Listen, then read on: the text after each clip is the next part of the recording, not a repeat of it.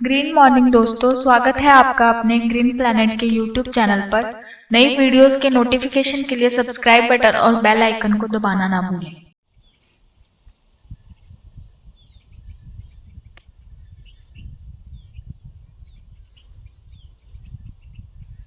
नमस्कार शेतकरी बांधवांनो, मी MD Sadavarte green planet bio product या कंपनीचं गेल्या 15 वर्षापासून मी कार्यरत आहे आणि हजारो शेतकऱ्याला मी या बायो प्रोडक्ट्समधून समाधानी आणि उत्पादन वाढवून दिलेलं आहे। तरी आज आपण इथे कल्याण या गावामध्ये आलेलो आहोत। आपले शेतकरी आहेत शिवाजीभाऊ सोनवणे यांची आपण आज कांद्याची मुलाखत घेण्यासाठी आलेलो आहोत। तर नमस्कार सोनवणे साहेब। नमस्कार सर। काय आपलं गावाचं नाव काय म्हटले? माझं नाव शिवाजी विठोबा सोनवणे, मुक्काम पोस्ट कल्याण, तालुका मेहकर, जिल्हा बुलढाणा। तर सोनवणे साहेब, तुम्हाला एक प्रश्न होता असा की आपण हे आता कांद्याची लागवड केलेली आहे, तर सर क्षेत्र किती क्षेत्र आहे कांद्याचं आपलं? हे 1 एकराचं क्षेत्र येते सर, आणि हा कांदा आम्ही 15 क्विंटल कांदा बी घेतलेले आहे। 15 क्विंटल? हां बरं। तर आता आपण हे कांदा फर्स्ट टाइम लावताय का? हा माझा फर्स्ट टाइम आहे। फर्स्ट टाइम आहे, बरं। तर सर आपण ग्रीन प्लॅनेट बायो प्रोडक्ट दरवर्षी वापरता हो आणि यावर्षी आता कांद्याला वापरता, बरोबर आहे सर। तर सर आपण कशी सुरुवात केली? आपलं हे कांद्याचं जे काय आहे तुम्ही थोडं विश्लेषण करू शेतकरी बांधवांना सांगा। कांद्याची लागवड 28 नोव्हेंबरची लागवड आहे। तर सुरुवातीला ज्यावेळेस आपण टोळ आले होते, कांदे आले होते, त्यावेळेस त्याला ग्रीन प्लॅनेट बायो प्रोडक्ट या कंपनीमार्फत जे मार्गदर्शन मिळालं त्यांच्यानुसार मी सुरुवातीला सीड ट्रीटमेंट केली, ST नावाची। हे 15 क्विंटलला 2 लिटर मी वापरलेलं आहे। 2 लिटर वापरलं? हां 2 लिटर कंपनीचं जे हे होतं शेड्यूल त्या पद्धतीनं 2 लिटर ST वापरली।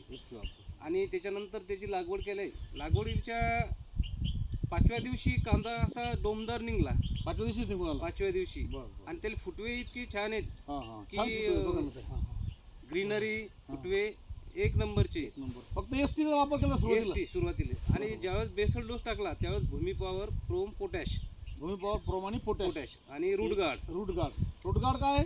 रूट गार्ड हे सिस्टमॅटिक आणि कॉन्टॅक्ट फंगीसाइड आहे। फंगीसाइड आहे? अच्छा। बरं। ते दाणेदार पावडर फॉर्म मध्ये ते खतामध्ये मिक्स करून ते वापरलेले। त्याच्यानंतर 16व्या दिवशी मी ग्रो आणि नायट्रो किंग FC पावडर याची फवारणी केली। अच्छा।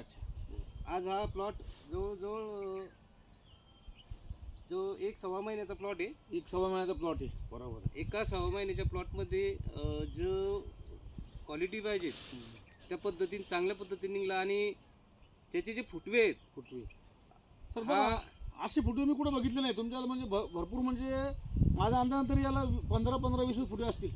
हो नक्कीच आहे। हो 15 आणि सर याची जी सध्या जी शेंडामर झालं आणि सड वगैरे हा प्रकार वगैरे ही पद्धत कुठंच नाही, बरोबर आहे। नाहीतर बघा आपण बऱ्याच ठिकाणी बघतो लोकांचे कांदे खूप खराब येतात। आता आमच्या शेजारीच एक प्लॉट आहे, कांद्याचाच प्लॉट आहे। अच्छा। त्याच्यामध्ये पहा तुम्ही सड किती आहे, बुरशीचं प्रमाण किती, भयानक आहे, बरोबर आहे। आणि आपल्यामध्ये असा काही प्रकार नाही।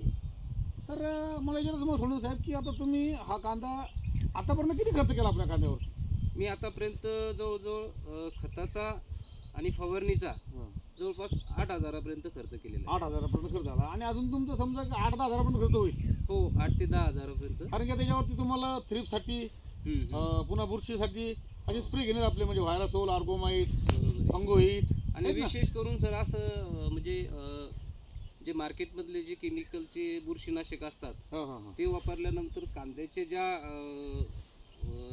डोम फोडतो त्या डोमपर्यंत ते बुरशीनाशकचा अंश निघत नाही। आणि त्याच्यामुळे काय होते, त्याच्यावरती माशी येत नाही, बरोबर।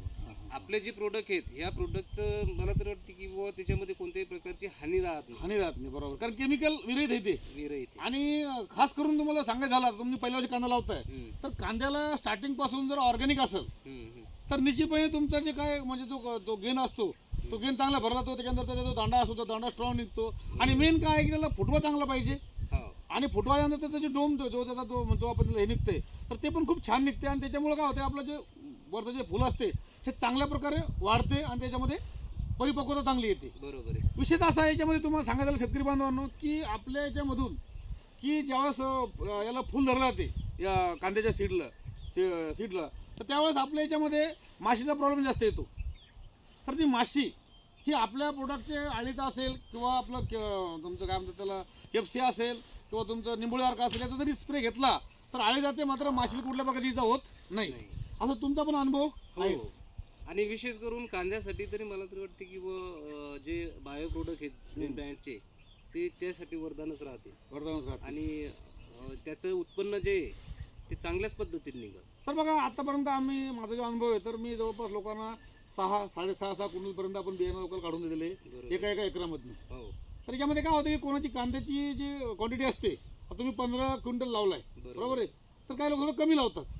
तिथे थोडंसं काय होतं एखाद्या याचं म्हणजे एखाद्या क्विंटलचा फरक पडतो. परंतु जी एकरामध्ये जी कांद्याची क्वांटिटी पाहिजे तेवढी जर लावली गेली तर निश्चितच लोकांना 6-6.5 पर्यंत ॲव्हरेज आल्याशिवाय राहत नाही. आणि माझा तरी उद्देश आहे की ग्रीन ब्रँड बायो प्रोडक्टच्या वापरामुळे मला कमीत कमी 5 ते 6 क्विंटल उत्पन्न अपेक्षित आहे. बरोबर, निश्चित सर, कारण आपलं कांदा तसंच आहे. आणि या कांद्याचं जर आतापासून जर म्हणजे जर बाळाचं जर बघितलं आपण तर निश्चितपणे आपलं उत्पादन कमी होण्याचं काही म्हणजे चान्सेस नाही.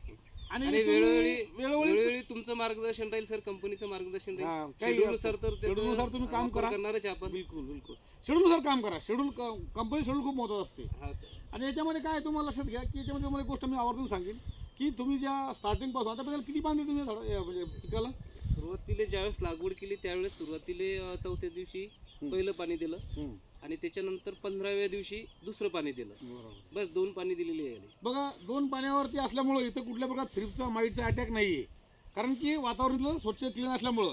आणि सुरुवातीला कांद्याला जास्त पाणी लागत नाही असं माझं तरी म्हणजे स्पष्ट मी बऱ्याच शेतकऱ्यांना सांगत असतो. आणि त्याच्यामुळेच आपल्या कांद्यावर कुठल्या प्रकारची बिमारी नाहीये.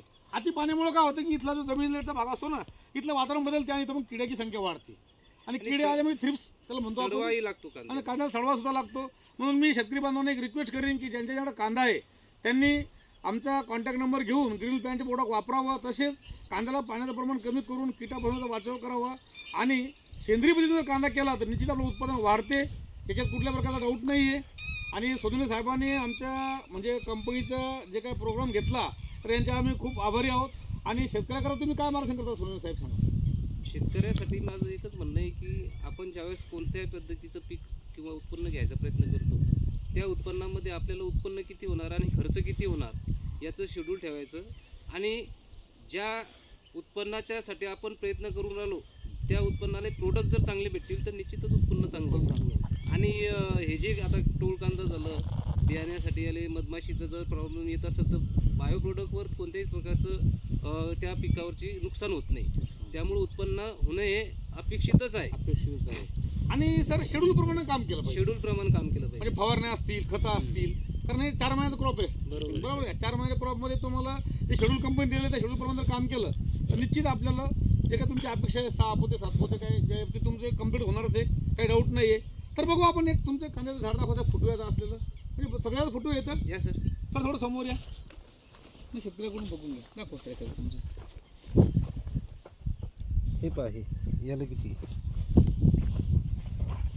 ते पण सर्व प्लॉट सारखे फुटू येतं. आणि हे सर्व करामात जे आहेत ती ST ची